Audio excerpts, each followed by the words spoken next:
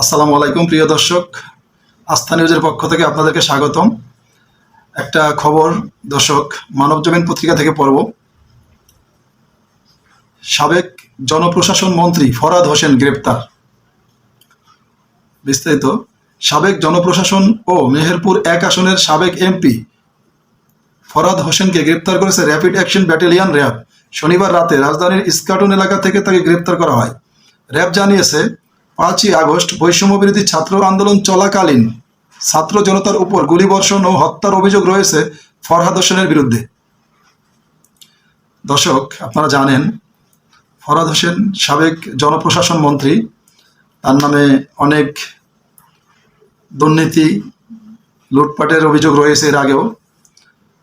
ইদানিং আওয়ামী লীগের সব লোকেরাই কেমন যেন, ম্যাক্সিমাম লোকেরাই কেমন যেন ধরা পড়তেছে। তো এটাই অবশ্যই একটা খুশির খবর। একজন আওয়ামী লীগের সাবেক সংসদ সদস্য, মন্ত্রী, জনপ্রশাসন মন্ত্রী অবশ্যই একটা গুরুত্বপূর্ণ পদ, আপনারা জানেন। এবং গুরুত্বপূর্ণ পদে থেকে সরকারের বিভিন্ন ধরনের অনৈতিক কাজের সাথে এই জনপ্রশাসন মন্ত্রী জড়িত ছিল বলে আইন শৃঙ্খলা বাহিনীরা জানিয়েছেন। এবং ছাত্র জনতার উপর 5ই আগস্ট যে ছাত্র জনতার গণ অভ্যুত্থান ফাইনাল রূপ নিয়েছিল, এই ছাত্র জনতার উপরে এই জনপ্রশাসন মন্ত্রী, আওয়ামী লীগের ম্যাক্সিমাম মন্ত্রী, ম্যাক্সিমাম নেতা, তারা নিজে না শুধু নিজের দলবল নিয়ে, সবাই নিয়ে এই ছাত্রদের উপরে হামলা করেছে, অস্ত্র শস্ত্র নিয়ে গুলি করেছে।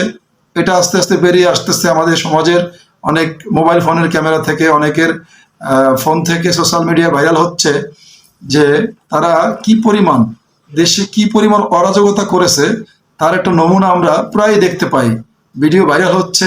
সাবেক জনপ্রশাসন মন্ত্রী ফরহাদ হোসেনও বৈষম্য বিরোধী ছাত্র জনতার উপরে গুলিবর্ষণও করেছেন এবং তারই পরিপ্রেক্ষিতে ছাত্র জনতার উপর গুলিবর্ষণ ও হত্যার অভিযোগে তাকে গ্রেপ্তার করা হয়েছে।